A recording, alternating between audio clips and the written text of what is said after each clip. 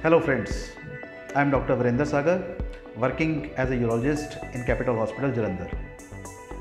जैसा कि हम पहले भी बात कर चुके हैं पुराने वीडियोस में प्रोस्टेट के बारे में, क्या प्रोस्टेट क्या है, इसके सिम्टम्स क्या हैं और साथ में इसको डायग्नोस कैसे करना है। तो अब हम इस वीडियो में बात करेंगे regarding how to treat prostate. अब हमने ये तो कंफर्म कर लिया कि हमें प्रोस्टेट के सिम्टम्स के कारण ही दिक्कतें आ रही हैं। इसके आधार पर ही एक स्कोरिंग होती है जिसको हम IPSS स्कोर कहते हैं। उस स्कोर के हिसाब से हम कैटेगराइज करते हैं कि आपकी कैटेगरी माइल्ड है, मॉडरेट है, सीवियर है। यानी कि जो आपकी दिक्कतें आ रही हैं, जो भी आपको सिम्टम्स प्रोस्टेट के कारण आ रहे हैं, उसके हिसाब से वो कितने बॉदरसम हैं, आपके लाइफस्टाइल को कितना वो हैम्पर कर रहे हैं। इसी कैटेगरी के हिसाब से यदि आपके माइल्ड सिम्टम्स हैं तो कई बार हम कोशिश करते हैं कि आपके लाइफस्टाइल में थोड़ी सी मॉडिफिकेशंस करते हैं। लाइफस्टाइल मॉडिफिकेशन यानी कि पानी उतना ही पीना चाहिए जितना हमें ज़रूरत हो। यदि कार्डिक पेशेंट्स हैं या किडनी के पेशेंट हैं जिनकी किडनी अच्छी तरह काम नहीं करती, तो कई बार हमें वाटर इनटेक कम रखना पड़ता है। यदि हमारे सिम्टम्स थोड़े और ज़्यादा हैं, माइल्ड की बजाय मॉडरेट तक लेवल तक हैं, तो हमें कई बार मेडिकेशन लेने की ज़रूरत पड़ती है। मेडिसिन्स में बहुत ही तरह की वैरायटीज़ की मेडिसिन्स हैं हमारे पास। लेटेस्ट मेडिकेशंस पे भी जो रिसर्च हुआ है उसमें भी काफ़ी अच्छे इफ़ेक्ट्स आए हैं। तो जैसा कि मैं पहले बता चुका हूँ कि प्रोस्टेट की दिक्कत काफ़ी ओल्ड एज में होती है, तो अब जो मेडिकेशंस आ रही है वो काफ़ी हद तक हार्ट के लिए, हमारे शरीर के लिए भी लाभदायक है। इनके साइड इफ़ेक्ट्स बहुत कम हैं। इन मेडिसिन्स को हम अल्फ़ा ब्लॉकर्स कहते हैं, जैसे कि टेम्सुलोसिन, सिलोडोसिन या फिर एल्फुजोसिन, अलग अलग तरह के नाम की मेडिसिन आती हैं। इन मेडिसिन का प्रयोग आपको अपने यूरोलॉजिस्ट के द्वारा ही करना चाहिए।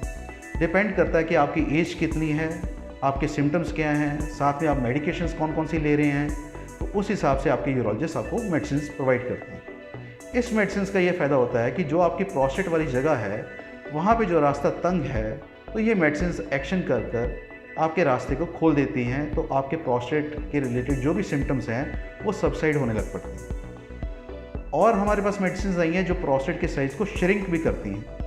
इनका सेवन कुछ देर के लिए करना पड़ता है, जो कि धीरे धीरे करके प्रोस्टेट के साइज़ को कम करने लग पड़ती हैं और आपके सिम्टम्स सबसाइड होते हैं। लेकिन ये फिर मैं बताना चाहूँगा कि ये मेडिकेशंस आप नेट के द्वारा या बुक्स के द्वारा मत लीजिए। आप हमेशा अपने यूरोलॉजिस्ट की सलाह के हिसाब से चलिए, ताकि सही टाइम पर इनकी मेडिकेशन स्टार्ट हो सकें। कब तक लेनी है, कब तक ये कंटिन्यू करनी है, इनके क्या साइड इफ़ेक्ट्स हैं, ये आपके डॉक्टर ही आपको बेहतर बता पाएंगे।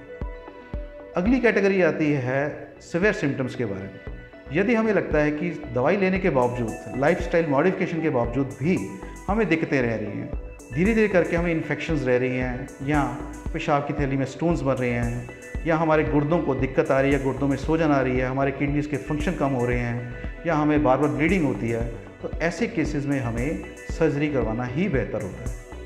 अब आजकल लेटेस्ट लेज़र के द्वारा भी ऑपरेशन किया जा रहा है, जिसको हम होलअप कहते हैं। इसमें भी लेज़र की मशीन के द्वारा एक छोटी सी फाइबर डाली जाती है जो कि आपके प्रोस्टेट को रिसेक्ट करती है। और इसका बेनिफिट ये है कि इसमें ब्लीडिंग होने का चांस बहुत ही मिनिमल है।